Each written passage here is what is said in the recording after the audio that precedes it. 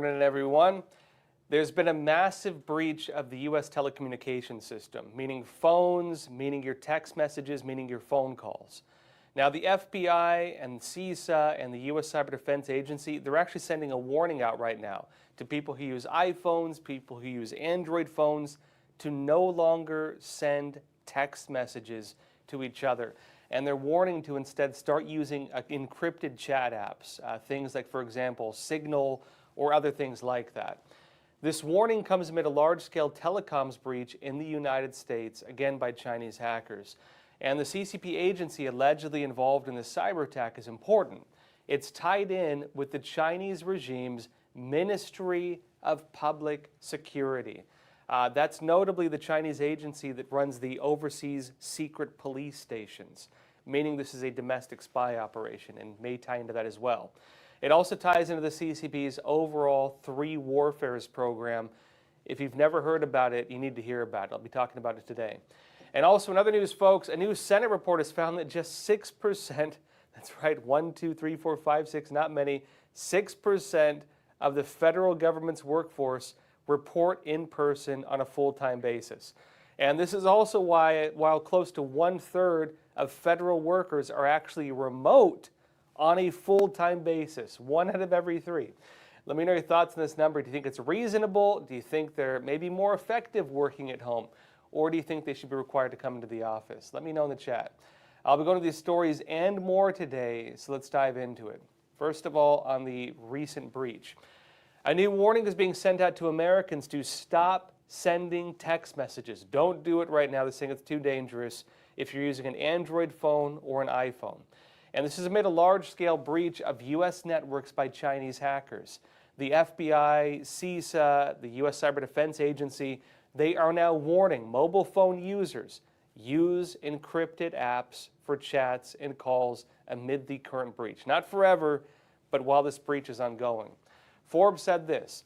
It said, while messaging Android to Android or iPhone to iPhone is secure, messaging from one to the other is not, if you're sending between different companies, right? And they say now even the FBI and CISA, the U.S. Cyber Defense Agency, are warning Americans to use responsibly encrypted messaging and phone calls when they can.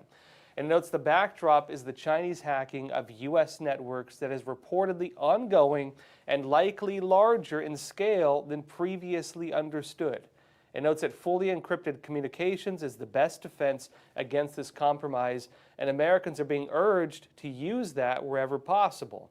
The network cyber attacks attributed to what they call Salt Typhoon. They often give these names to like hacker groups, right? They say it's a group associated with China's Ministry of Public Security, has generated heightened concerns as to the vulnerabilities within critical U.S. communications networks. They notably even breached Trump's phone, allegedly. Now, they know that according to a senior FBI official, quote, within the investigative activity, especially one this significant and this large, the facts will evolve over time. The continued investigation into the PRC, People's Republic of China, targeting commercial telecom infrastructure has revealed a broad and significant cyber espionage campaign. And this campaign, he warned, quote, identified that PRC-affiliated cyber actors, hackers working for the CCP, have compromised networks on multiple telecom companies to enable multiple activities, meaning they're doing all kinds of stuff with it. And he confirmed the FBI began investigating this activity in late spring and early summer of this year, and the FBI official warned that citizens should be using a cell phone that automatically receives timely operating system updates, responsibly managed encryption, and phishing resistant to MFA or email, social media, and collaboration tool accounts. Now look, this is related to a CCP cyber attack, again, that they have named Salt Typhoon. Sounds a bit goofy. Whenever groups that work in cybersecurity find what they call it an advanced persistent threat, an APT, meaning a hacker group that appears to be affiliated with a major operation. They typically give it a name like this. This is what they call Salt Typhoon. Now, last month, it was deemed, quote, the worst telecom hack in our nation's history. And we're not really getting full details on it, But we are getting information coming out from Congress, and they seem shocked by how big this is. There's something they're not telling us. It seems that something very big happened with this. And it turns out it's not even over yet. The hackers are actually still in the networks. The breach, as we speak, is ongoing. Now, Cyberscoop said this. They said telecommunications providers, meaning your phone companies and so on, are still trying to evict the Chinese government-leaked hackers behind a monumental and sweeping breach that the government began investigating this spring, U.S. administration officials said Tuesday, while also providing guidance they believe can attempt to kick the hackers off the networks for good. Government agencies are also still grappling with the attack's full scope, the officials told reporters. Now, it notes the hacker group, a group known as Salt Typhoon, targeted officials from both presidential campaigns, the Trump administration and the, again, Kamala Harris campaign, probably Biden before that. It says, including the phone of President-elect Donald Trump. They breached his phone. Now, just this week, the Cybersecurity and Infrastructure Security Agency, that's CISA, released another alert on the breach alongside the NSA, the FBI, and other related intel agencies in Canada, Australia, and New Zealand, meaning, Five Eyes countries. And they warned that People's Republic of China, PRC-affiliated threat actors, compromised networks of major global telecommunications providers to conduct a broad and significant cyber espionage campaign. And the alert gave guidance to help root out and protect against the breach, mainly for people who work in cybersecurity. Now look, on Wednesday, officials from different agencies, the FBI, the FCC, CISA, they went and held a meeting and they briefed the Senate on these attacks. And it seems the senators are pretty shocked by it. According to Politico, Senator Josh Hawley said, quote, "I think the American people need to know the extent of the breach here. I think they will be shocked at the extent of it." And he added, "I think they need to know about their text messages, their voicemail, their phone calls. It's very bad. It's very, very bad, and it is ongoing." That's Josh Hawley, folks. It notes that Senate Intelligence Committee ranking member Marco Rubio said this, quote, "It's the most disturbing and widespread incursion into our telecommunications system in the history of the world, not just the country," because he says of how massive our telecommunications system is. That's about as bad as it gets. Now, they're not giving us clear details on this, but I can say, as someone who's, I've covered cybersecurity for years as well, when it comes to phone systems, if you breach a company, these companies sometimes hold records, notably on most of your messages. Your text messages, your phone calls, your voicemails, all of this can be saved. And what's really concerning about this particular attack is it's tied to, again, the Ministry of Public Security under the Chinese Communist Party. That's the group of the CCP that runs the overseas secret police stations. That's the group tied in with the operations of the Chinese Communist Party that will be trying to blackmail people, trying to bribe people, trying to compromise people. And so anybody who has dirt on them, anybody who might want to run for office in the future, anybody who, again, was talking about things that are maybe sensitive, all of that is now at risk because of this breach and of the CCP organizations involved with this. Now look, actions from U.S. agencies are also now getting underway. The Department of Homeland Security, notably, they announced that they were getting involved in this in October. They're now finally starting to do this. Politico said that an investigation by the Cyber Safety Review Board, a DHS, Department of Homeland Security helm group of agencies that examines major cyber incidents into the hacks of dozens of U.S. and global telecom systems by Chinese hacker group Salt Typhoon, was first announced in October, but the effort has not yet formally begun. They say despite urgings from senators, and they announced now, quote, "We are partially launching that this week." They have now begun to do it. That's according to Cybersecurity and Infrastructure Security Agency, CISA, Director Jen Easterly. She told us to reporters as she left a classified Senate briefing on the Salt Typhoon attacks on Wednesday this week, and added, quote, "The first meeting of the Cyber Safety Review Board is happening on Friday, today." Now look folks, the deeper details of the attack are not being publicly disclosed. We can ascertain the scope of it by the very concerning quotes coming from the Senate. But it has been revealed previously that CCP hackers have even used stuff like this to target the mobile devices of top politicians.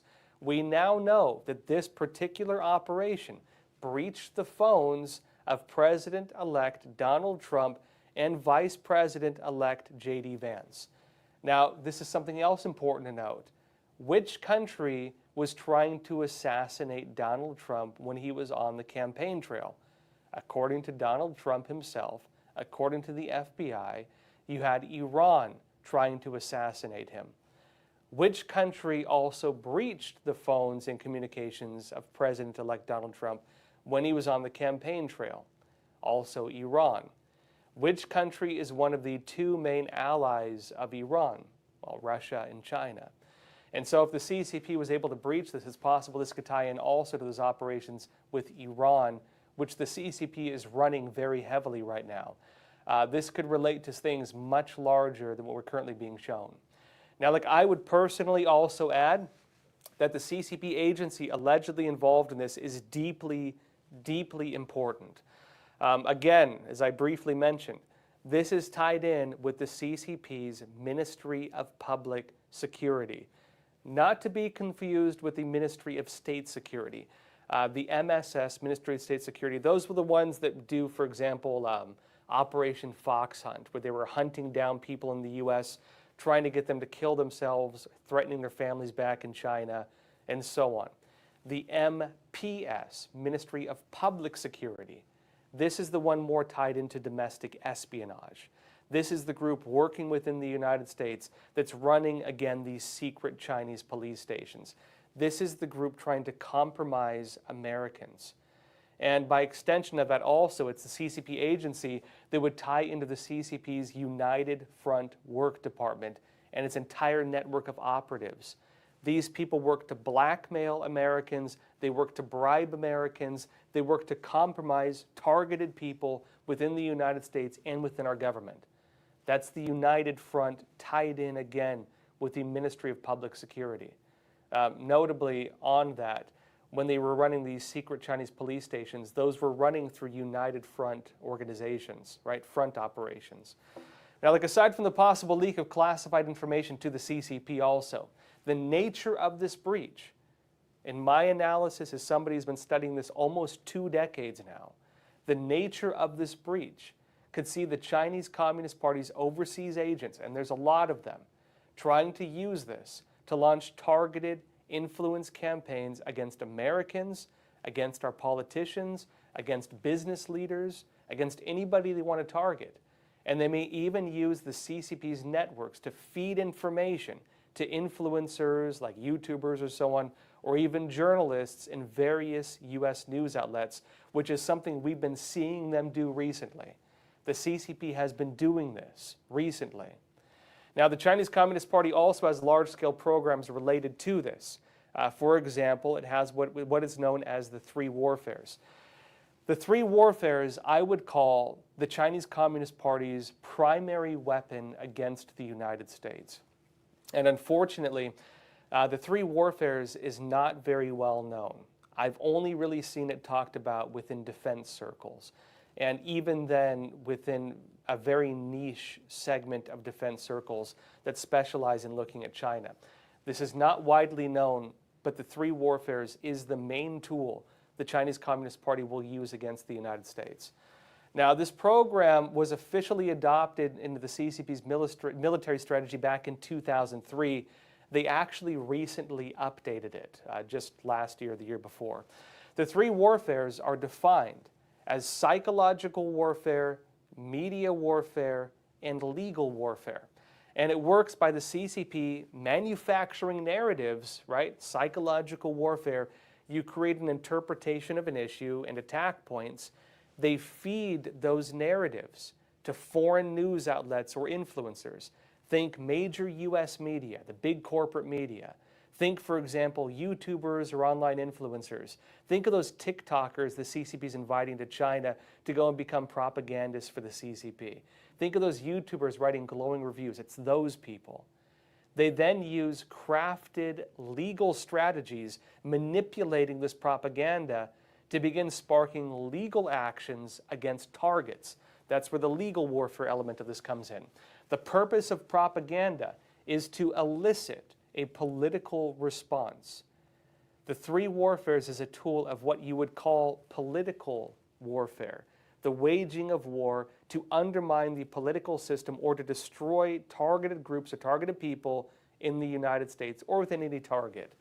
And this is important too, because as the CCP looks to undermine our political system, as it looks to get rid of key U.S. officials, the Chinese Communist Party, through its three warfares program, will feed information to journalists, news outlets, influencers, with the intent of having them cover what are military, oftentimes manufactured narratives, sometimes using stolen data, in order to get these news outlets to write hit pieces.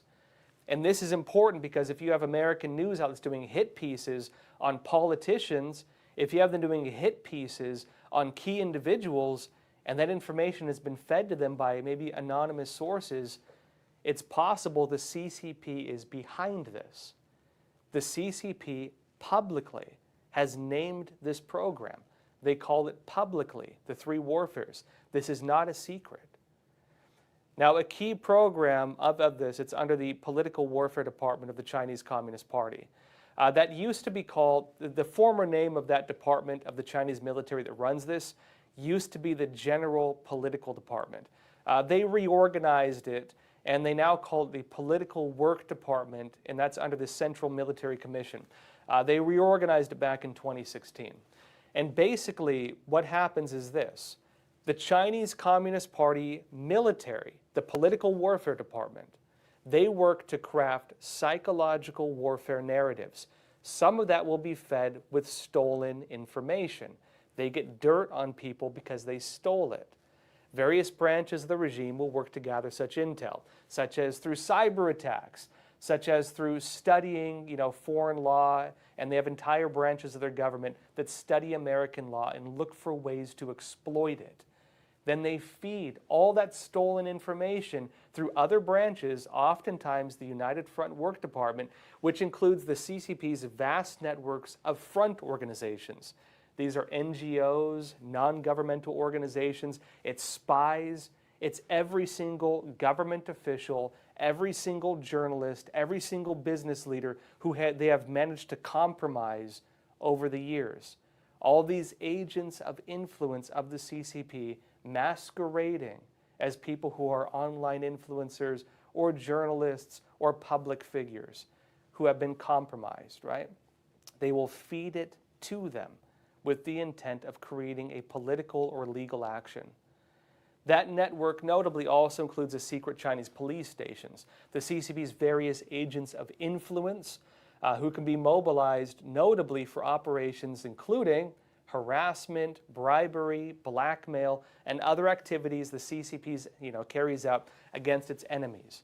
That could be, for example, persecuted religious groups. That could be, for example, political organizations the CCP sees as a threat. That could be trade organizations. That could be politicians. That can be any person who is critical of the CCP, any person deemed a danger to the CCP. The important thing here is that based on the normal way, the disinformation, I'm not talking about the disinformation, I'm not real disinformation. Real disinformation will be crafted by a government operation and fed to what are trusted sources of information.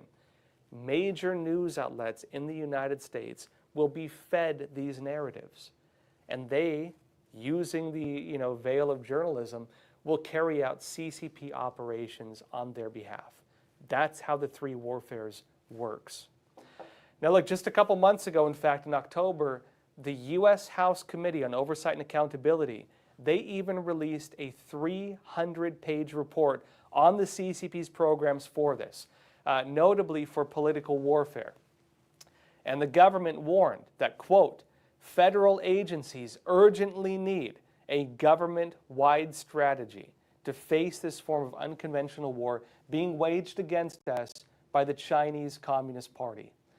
Now, look, I can say personally, as somebody who has been investigating these exact operations for more than 16 years, my work as an investigative journalist began when I accidentally uncovered these programs all the way back in 2008.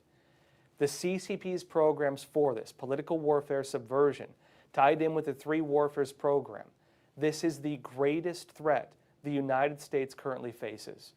This is something that I've made into my life's work because I view this as the greatest threat against our country. The seriousness of this cannot be understated, seriously. This has been my life's work, folks. Now look, in other news, the New York Police Department, they have an ongoing manhunt for the killer of United Healthcare CEO, that's Brian Thompson, and he was shot outside Manhattan's Hilton Hotel on Wednesday. The NYPD published photos of the suspect in an alert on X. This is it. They said this is NYPD. They say below are the photos of a person of interest wanted for questioning regarding the Midtown Manhattan homicide on December 4th. They note that this does not appear to be a random act of violence. All indications are that it was a premeditated, targeted attack. They say the full investigative efforts of the NYPD are continuing, and we are asking for the public's help. If you have any information about this case, call Crime Stoppers at 1-800-577-TIPS. That's 8477. They note there is a reward of up to $10,000 for information leading to an arrest and conviction. Now look, details on that murder, they're slowly coming out. It now turns out that the CEO had actually been receiving threats before he was killed. And there were actually inscriptions now found on the shell casings from the bullets used in the attack, which could suggest a motive, meaning the individual who did this, maybe he's not some contract killer, maybe he did it because he was trying to send us some kind of political message or something, right? He took time to inscribe words on the shell casings or on the shells of his bullets, right? Daily Mail said this. They say detectives investigating the shooting reportedly found shell casings with the words depose, deny, and defend inscribed on them. They note they are now working to determine what the words mean and if they could possibly hint at a motive for the slaying of the 50-year-old CEO, right? Now, they note that curiously the messages bear a similarity to the title of a 2010 book on, quote, why insurance companies don't pay claims and what you can do about it. And the book was called Delay, Deny, Defend, the very words inscribed on the shell casings. Though the critics allege the tactic is used by insurance companies to, quote, ensure your claim is either never paid or paid at a rate far below what you deserve. And notes the revelation came as Mr. Thompson's grieving widow, his former wife, with whom he has 2 sons, claimed that her husband had received threats before he was shot. She said there had been some threats. She's 51 years old, right? She told NBC News as she broke her silence in her first comment since her husband was killed. And she added, quote, I don't know details. I just know that he said that there were some people that had been threatening him before his trip to New York, she added. Now, when she says some people, it's not clear whether she means a single individual or multiple. Sometimes people say things that, when they're grieving that they don't fully understand the details of. It's not quite clear whether this was a single actor or multiple people. But it does appear based on the statements and based on the information we have so far that this may have been someone disgruntled, somebody with a political motivation, or who had something out against insurance companies. Not so much somebody maybe sent to kill him as a contract killer, although we don't actually know yet. We're still waiting for details. Now, folks, in other news, Elon Musk and Vivek Ramaswamy presented the framework for the new Department of Government Efficiency, or DOGE, and this was during a meeting on Capitol Hill. I'll be talking more about this after we come back from a quick break in less than 60 seconds, so don't go anywhere. Experts agree. One of the best ways to protect against financial uncertainty is to diversify your portfolio. Learn how physical gold and silver can secure your retirement funds from today's economic challenges with a gold IRA from American Hartford Gold. You can safeguard your wealth with no penalties or taxes when you transfer your current qualifying retirement accounts. Call now and our precious metals specialists will send you a free information kit, no cost or obligation. American Hartford Gold, a trusted industry leader with an A+ from the Better Business Bureau, has a 5-star rating from thousands of happy clients. Whether you are getting physical precious metals in a gold IRA or delivered to your doorstep, we offer only the highest quality gold and silver. For your peace of mind, we also offer a no-fee buyback commitment, a low-price guarantee, along with free shipping and free insurance. So don't wait. Call the number on your screen today and secure your financial future.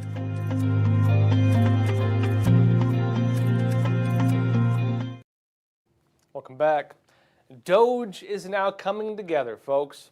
Yesterday, Elon Musk and Vivek Ramaswamy presented the framework for the new Department of Government Efficiency, or DOGE. This was during meetings on Capitol Hill. Fox News had this about it. They said, lawmakers told Fox News Digital they are, quote, very impressed with the President-elect Donald Trump's Department of Government Efficiency, or DOGE, framework amid meetings on Capitol Hill with agency appointees Elon Musk and Vivek Ramaswamy.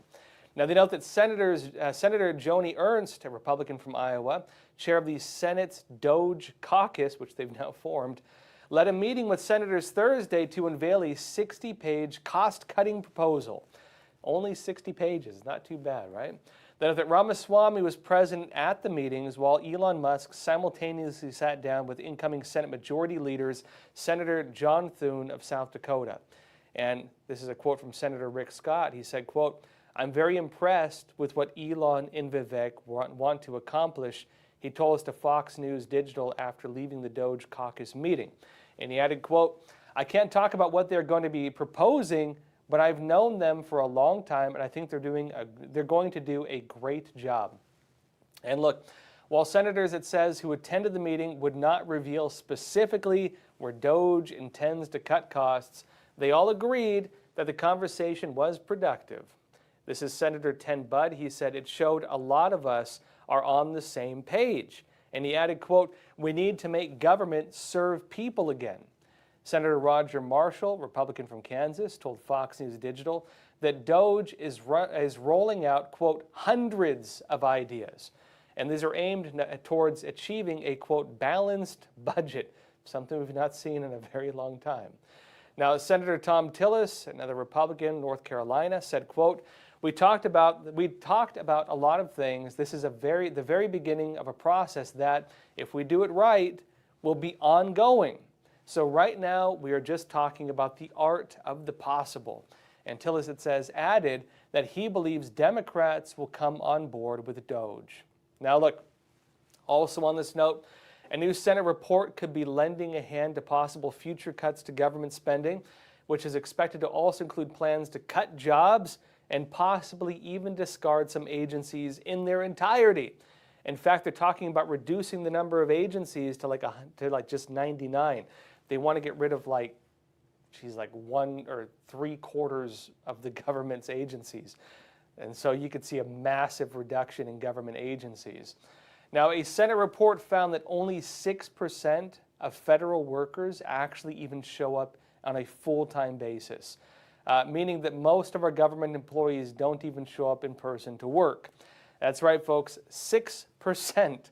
And details on these findings have allegedly now been presented to Elon Musk and Vivek Ramaswamy. And this is important because they're looking to fire a lot of people. New York Post said this, a paltry 6% of the federal workforce, quote, report in person on a full-time basis, while almost 1/3 of federal workers are remote on a full-time basis, in a sharp turnaround from the pre-pandemic era in which only 3% teleworked daily. It went from 3% to 1/3, and notably only 6% now even show up on a regular basis. This is according to a report from Senator Joni Ernst's office. And it notes that Ernst, who has long crusaded against the rise in remote federal work, is planning to reveal the fruits of her office's year-and-a-half inquiry to Department of Government Efficiency, DOGE, co-heads Elon Musk and Vivek Ramaswamy during their visit to Capitol Hill on Thursday. That again happened yesterday. She did meet with them. We don't know for sure, but we can assume that she showed them this report. I said, quote, "The nation's capital is a ghost town, with government buildings averaging an occupancy rate of just 12%. This is according to her report. And she added, quote, "If federal employees can't be found at their desks, exactly where are they?" Now, look, incoming Doge appointee Elon Musk, he took note of this report and said on X, quote, "If you exclude security guards and maintenance personnel, the number of government workers who show up in person and do 40 hours of work a week is closer to 1%. Meaning, if they're saying 6%, 5% of those are security guards and people cleaning up the office. 5% of that 6% are not the government employees who do like the normal work. Only 1%, he's saying, according to Elon Musk, who's investigating all this right now and is going to be looking to fire a lot of people, he said just 1% of the people who actually show up to work and are like, the people doing the groundwork of the government, only 1% show up to work on a daily basis. He said almost no one. Now, look, this ties into something else, though. Just before Trump gets into office with his plan to end work from home for federal employees, they're moving on that right now, a Biden administration appointee locked in hybrid work for Social Security employees until 2029. Now, this is important because, look, Trump wants to end remote work for government employees. The Biden administration just basically wrote it in stone until 2029, at least for some of them.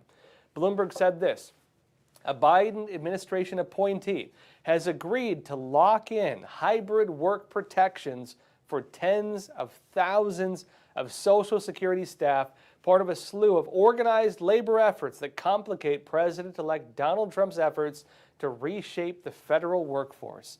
The American Federation of Government Employees, a union representing 42,000 Social Security Administration workers, reached an agreement with the agency last week that will protect telework, working from home or wherever else, until 2029, all through the Trump administration, and 1 year after, in other words, in an updated contract, according to a message to its members viewed by Bloomberg.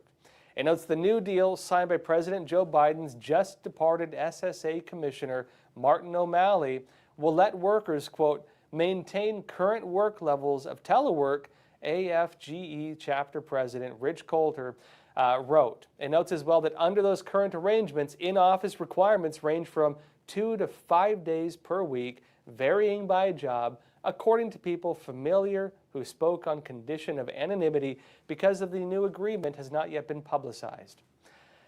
Now look, folks, on this point, remote work has become somewhat normal. Many people do work partly from home these days. This especially became kind of normalized because of the lockdowns during the COVID pandemic.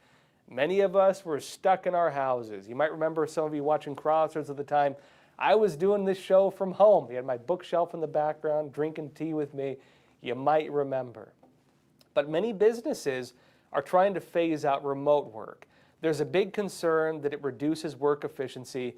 If you're working from home, you might keep a laptop on the side watching Netflix half the day, right? A lot of people do that. You might not be fully focused on your work. And the concern is that, yeah, you're getting your job done, but maybe the quality of the work is not what it should be.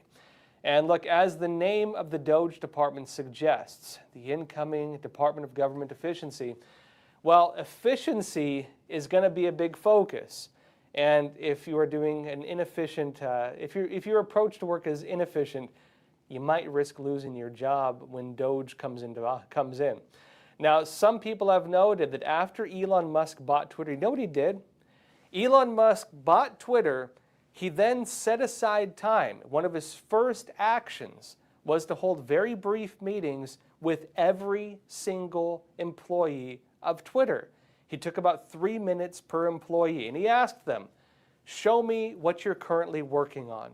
A very simple request. What are you working on here?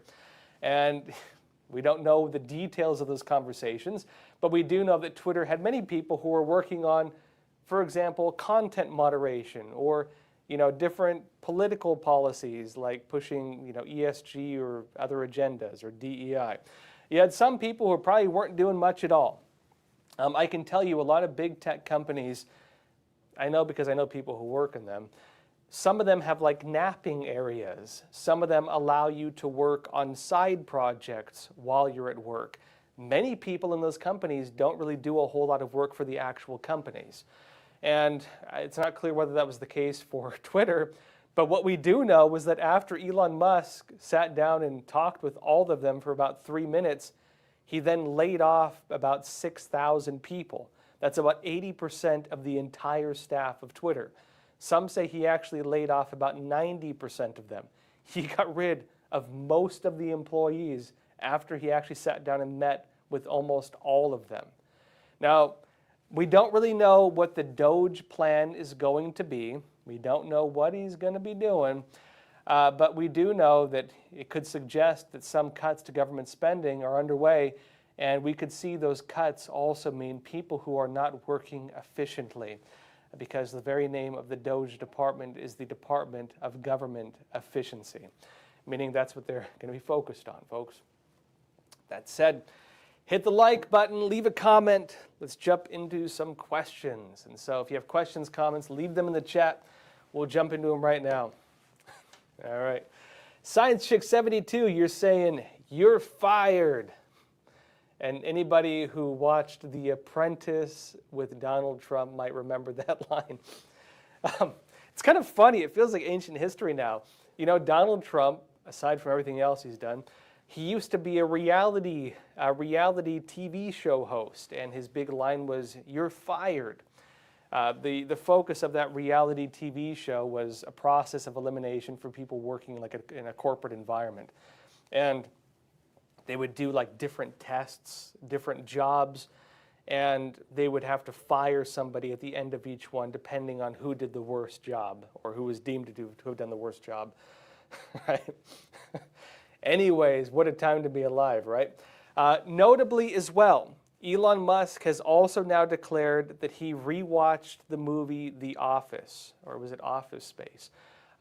Because some people were posting memes saying that him and Vivek Ramaswamy are going to be holding similar meetings where they sit down and say, well, what do you actually do here? With all the employees. You might, if you've been on Twitter, you've probably seen some of the memes going around of this. Marcia Barton, you're saying, just yesterday in trying to correct a matter, I spent hours on the phone being transferred to another and then another department, all working remotely, and none could see that info or knew how to correct that info, still not corrected today. I've been there as well. You know, that's actually, when it comes to remote work, that's one of the big arguments against it. Some people argue, well, I can work remotely and I'm just as efficient. I can work remotely, maybe I'm more efficient. I can focus more on my work. I'm not getting interrupted all the time. Especially if people work on really tight deadlines, it's not necessarily a bad thing. Especially if you're working in such a way that every day you have to turn something in, and you know, basically the fruit of your labor is demonstrated each day because you have to actually produce something. There's a lot of people with jobs like that. Journalists, myself, for example, right? I have to have something every day. In other words, people like that, if they slack off, everybody knows. You know what I mean? But when you're working in government agencies or agencies that don't do a lot, let's be honest with ourselves, the work culture is a bit different. I know people who've gone to work for different government agencies, and sometimes you get asked to, maybe don't work so hard because you're creating some bad expectations for the rest of us. You know what I mean? You actually do have a lot of agencies that work like that. There are a lot of bureaucratic jobs where there's actually not a lot of work. And the way they oftentimes fill their hours is by holding meetings. Well, let's have another meeting about something that's not useful in order to fill some of that empty time, right? Or they sit at their desk and they kind of just do, you know, watch YouTube or do whatever else. There's a lot of that going on, unfortunately. I'm not saying everybody does that. And by no means is everybody doing that. But you definitely do have a pretty big work culture, especially office work culture like that. But when it comes to actual efficiency, and you could argue part of that's because they're not being given enough work, right? the idea that if you want to make a business more efficient, you can consolidate the work so every person has a bit more work to do instead of just kind of sitting at the desk twiddling their thumbs, you know what I mean? Give them a bit more work to do. I can tell you as somebody who's worked, I've done a lot of like kind of odd jobs actually. I mentioned before that I used to work in construction, right? I did an apprenticeship. After high school, I did an apprenticeship for carpentry. And you know, my dad, he runs a carpentry business still. I can tell you, you often see this. You'll have one guy doing all the work, and then you'll have the other guy twiddling his thumbs and maybe handing him some tools. If you're working a job, the foreman has to watch for stuff like that because you get people who just end up doing that. And they could argue, I'm working hard, but it's not really productive labor, right? They've given themselves a middle management position where they just you know, act like they're supporting people or something like that, right? That oftentimes does happen. And you know, you find that kind of issue within any business. If you reduce the number of employees, typically you're forced to have people do actual labor because there's less confusion about what the roles are, what the responsibilities are, and it's more just, you know, 1 to 2 instead of, you know, 1, 2, 3, 4, 5, 6 to get anything done. You remove the bureaucracy, and it's more focused on direct labor. That's the other argument for it. But when it comes to, yeah, James Dicey said, Josh, you worked on union jobs. I should be clear, I'm not anti-union, but I do think some of them go too far, especially when they start kind of working with government. I have not worked in a union, but I have worked with union guys pretty often. One time, as an April Fool's joke, I also pretended to unionize the business, which not everybody understood was a joke. I should add, but it's my sense of humor, which sometimes doesn't always work in my favor. Back to this point, though. You know, one issue you have with remote workers, especially with government, going back to Marcia Barton's note, right, about trying to make phone calls. Sometimes when you have people working remotely, you remove the ability of people in an office to quickly get things done. And so if you call an employee, for example, and they're like, well, I don't know what to do with your request, they have to kind of guess on who would be responsible to that, and they just forward you to the next person. That person may not have the entire picture. And so they have to think, okay, well, who would be responsible for this? And they forward you to the next person. Now, you have some government agencies that even if they're in person, you're still going to deal with that because it's different departments and they don't communicate. But in an ideal work environment, you know, they could just get up and walk over and, you know, get something done, and it's, you know, then it's done. Or they could figure out, okay, nobody's responsible for this, we need to figure out a solution. Things like that would normally fix that. But some people suggest that remote work has made that problem worse, where you just kind of keep playing the game where they send you in circles, right? Let's see here. Ashley from California. Let's see, Don Breen, you're saying, Josh, we think that unions are useless. Hard work gets you to where you deserve to be. Yeah, I mean, I would say anything taken to an extreme is problematic. I do think the original unions that you had, for example, getting back to the point of unions, right? I know it's kind of a side point, but if you go into the nature of unions and why they started in the first place, a lot of it was because of the Industrial Revolution. In, like, you know, the Triangle T-shirt factory, we had a fire and people couldn't get out and they burned to death. Or you had like forced labor or other things like this.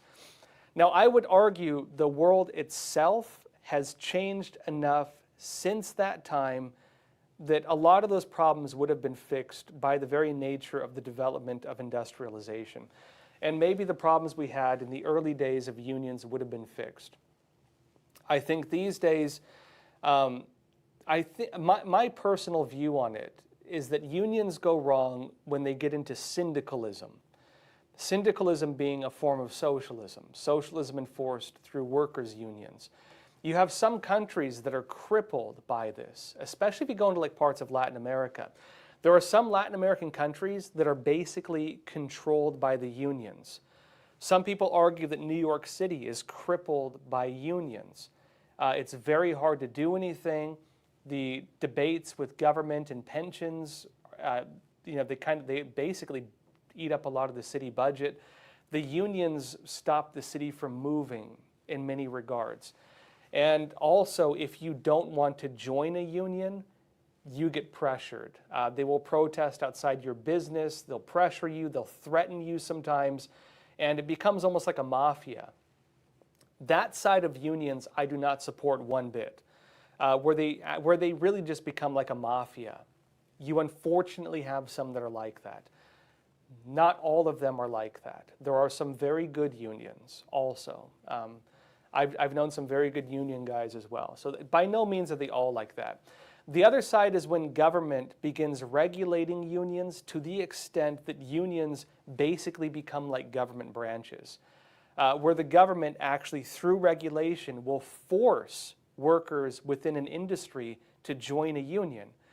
You have this, for example, with the teachers' unions, where if you're a teacher, legally, you have no choice but to join it. And at that point, I would say it ceases to be a union and instead becomes a branch of the government masquerading as a private organization. It's really just a branch of the government at that point.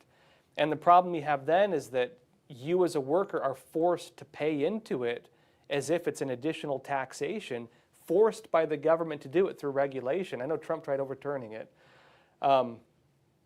You're forced to pay into it, and then they get engaged in all kinds of crazy political stuff that you may not agree with. And so I think when they get too large, too powerful, and too regulated, you do start having the problem that they basically begin functioning like government agencies. And that's the point where I start having issues with them. My stance with a lot of this stuff is that the two problems we face with most things are when you push it to an extreme, right? I think most things in moderation are generally, not for everything, but for the most part okay, right? Not to go to extremes on this, it's not absolute. Don't push it to an extreme, you're usually not going to have too many problems. But the other side too is when you mix in socialism with it. Socialism, communism will taint anything. Socialism, communism will ruin anything. And unfortunately, a lot of the unions have been subverted by that, right? Especially when you get into some of the communist organizations that have intentionally tried infiltrating these organizations in order to get leadership positions to steer them down political directions. The Fabian Society, for example, openly tries to do that. The Fabian Society, which has as its logo a wolf in sheep's clothing. They will try to infiltrate organizations, reach leadership positions, and then steer them in the directions they want for communist agendas, for example. Again, meaning it's not absolute. I'm not one extreme or the other on my viewpoints with this personally, but I do recognize the problems. Ashley from California, you're saying, why is China so focused on taking down the U.S. and global control when they can't even take care of their own citizens? Watching China fakes everything has really opened my eyes to the quality of life there. Maybe they should fix their own instead. The reason they view the United States as the biggest threat is the same reason the Soviet Union regarded the United States as the biggest threat. It's because people can only recognize the problems they have when they have something to compare it to. They argue that the very nature of the United States as a free country, demonstrating that freedom can create prosperity and creates prosperity to a greater extent than communist totalitarianism does. The very existence of that image undermines every narrative of communism. The narrative of the CCP, so if you're in China, for example, imagine you're a student, you grew up there, it's all you know. If you go to school, they'll have an entire class called slogan class. And for that entire class, for like an hour, you as a kid have to repeat Communist Party slogans. Slogans like, there would be no new China without the Chinese Communist Party, right? Which is absolute nonsense, by the way. China It's actually, the history is really interesting, actually. If you were to go back and read older books from pre-communist China, I'm talking like 1910s, 1920s, and so on, you'll find that they were already undergoing industrialization. A great book on this is a very old one called Chinese Fantastics. Chinese Fantastics. Notably, the culture of China restricted a lot of modern innovation because people just didn't want it. People, because they embraced their traditions, you could give guys who work in construction a buzzsaw. They would still prefer using hand tools. They preferred the traditional methods over the modern ones. They had trouble, for example, building railroads and stuff because people believed it damaged the land, because in traditional Chinese culture, the land itself was sacred. You know what I mean? You wouldn't want to destroy it. The mountains and the rivers and everything like that. They had a very clear idea of harmony between man, harmony with nature, and harmony with heaven.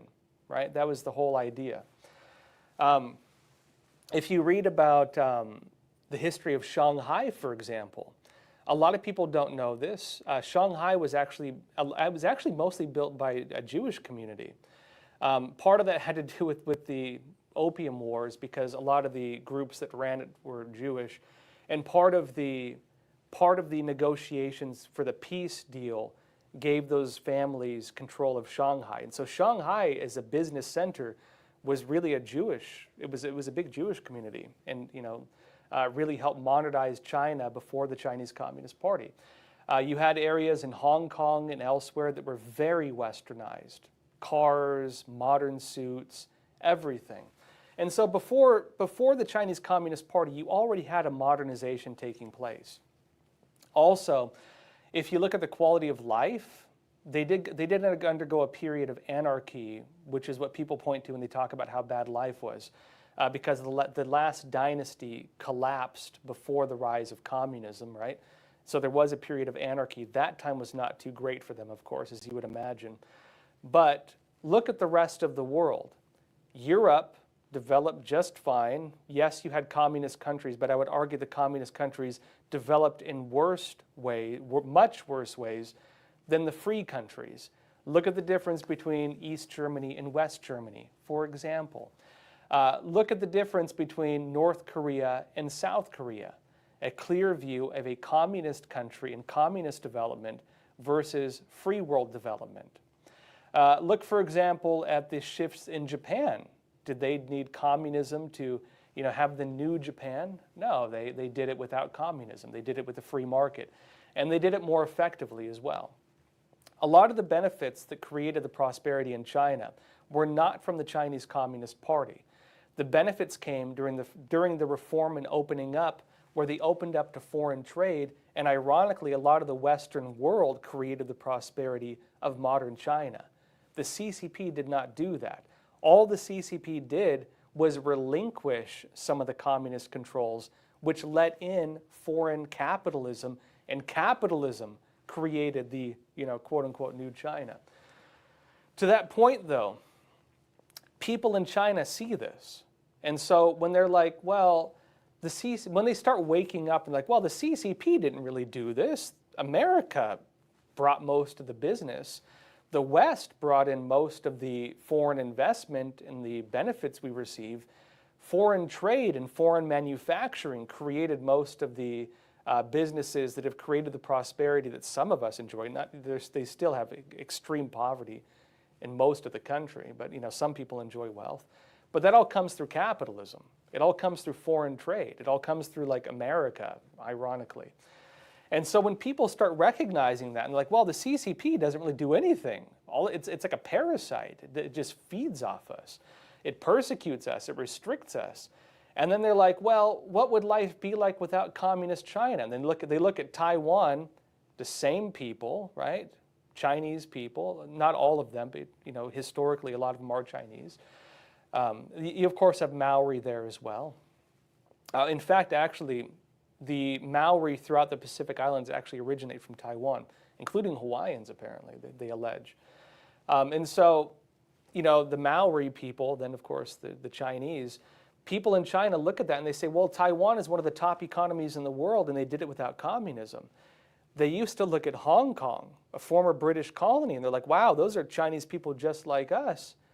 How are they more wealthy and better off than we are when they didn't have the Chinese Communist Party? Was it really that the Chinese Communist Party did all this? And when they start wondering that, that's when the CCP's narratives start to break. And when the CCP's narratives start to break, that's when the CCP starts to lose power.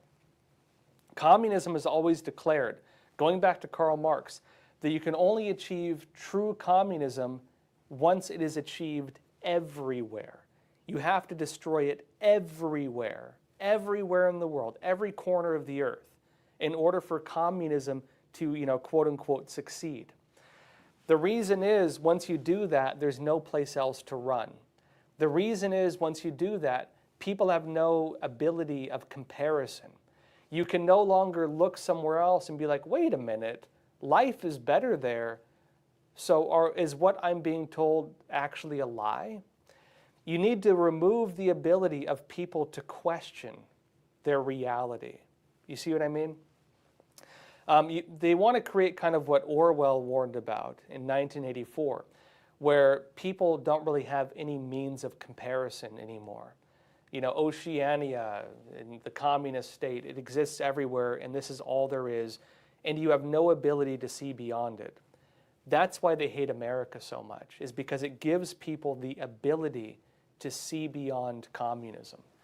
That's why they hate us so much, and that's why they feel they need to destroy us, even though quality of life-wise, things are pretty terrible in China.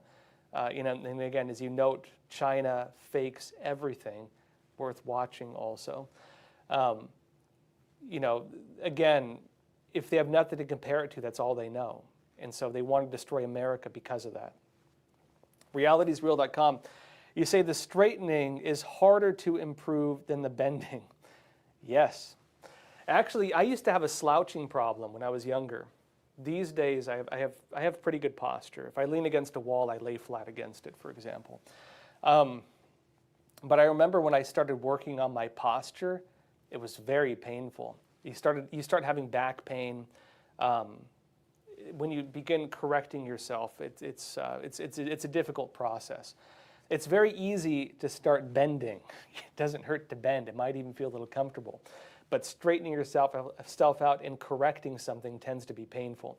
Realitysreal.com, I believe you're referring to this as an analogy of, creating government efficiency, talking about Doge, that it's easy to break something, right? It's easy to break something, but it's very hard to fix something. And sometimes the fixing process is a painful process. No pain, no gain, right? Briefly, anybody who wants to have better posture, the way I did it, imagine there's a string connected basically in the back of your head, and lift it. And begin doing that to yourself every now and then, and work on kind of putting your shoulders back. Slowly over time, you'll correct your posture. That's how I corrected mine.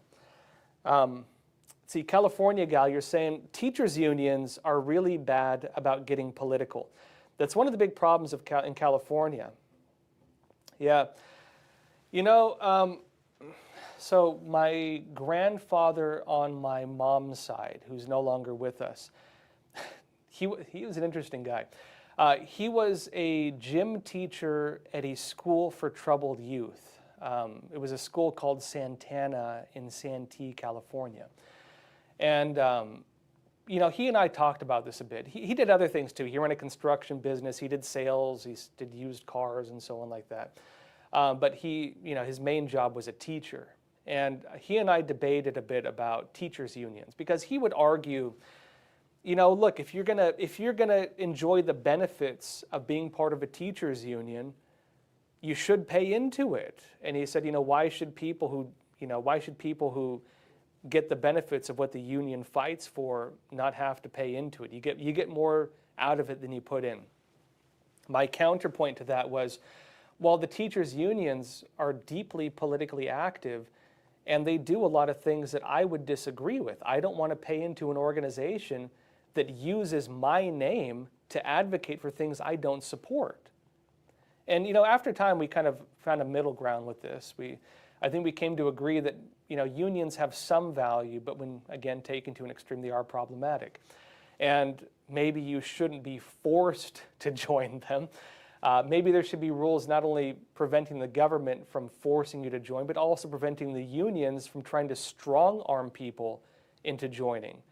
In New York, for example, you see it all the time. If a business refuses to, purely work with unions, they'll send people out to go outside the business and just protest them for like weeks. They'll try to like damage the business.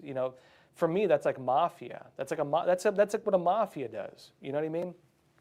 And so it's not one extreme or the other. But in California especially, the teachers' unions there, they don't only affect California, they affect the entire country. Because there are so many teachers in California, again, paid for by the Department of Education, right, to a large extent, and paid for by the state, and then you're forced to join it, meaning every single person in there has basically become forced, whether they like it or not. If you're a teacher, you have to join it, forced to be part of what has become a very powerful political organization. The leadership of that organization is not like an elected position by normal means, but they have the power of a politician. And the policies they create for kids in California, because of the power of California, because it's such a large state, dictates the policies of education all throughout the entire country because of their involvement with the national teachers' unions. And so whatever the teachers' union in California wants to do, if they want to have like a trans policy for kids, if they want to make it so they don't have to tell parents that your kid's going to get, I guess give like puberty blockers or whatever else or other things, they can create policies like this enforced in the schools. And they, again, have huge lobbying power with government, meaning they can actually impact government legislation as well. The very crazy things they do in California then, because of that power, affect the entire country. And the question is, has this become something artificially created? You know what I mean? Has this been created? Has this been created as basically a government agency masquerading as a private organization that can dictate the policies for the entire country, including in states that never had a chance to vote on it? You know what I mean? And a lot of that, I believe, is because of the interventionist policies where teachers are forced against their will in some cases to join in with it. I like more the idea of average individuals being able to unionize of their own volition, saying, hey buddy, why don't we go together and ask for a new benefit and say that we as employees need some new benefits. But you shouldn't create some kind of like superstructure with it, because I believe once you do that, you end up with the same problems you have with anything else. You basically create a business within a business, and a business notably that is so deeply regulated that it works like a government agency. I think it creates a lot of problems personally when you get to that level. All right, folks, that said, let's see, it's getting a bit late in the day. Folks, I always enjoy talking with you all. Enjoy your weekend. Happy Friday. I will see you again on Monday, 10:30 a.m. Eastern Time. In the meantime, please don't forget to share this episode. Help us get the word out. Tell a friend or a family member about Crossroads. And don't forget to like this video. It helps us quite a bit. That said, folks, thanks again. And as always, please take care of yourselves. Stay informed and stay free. Thank you.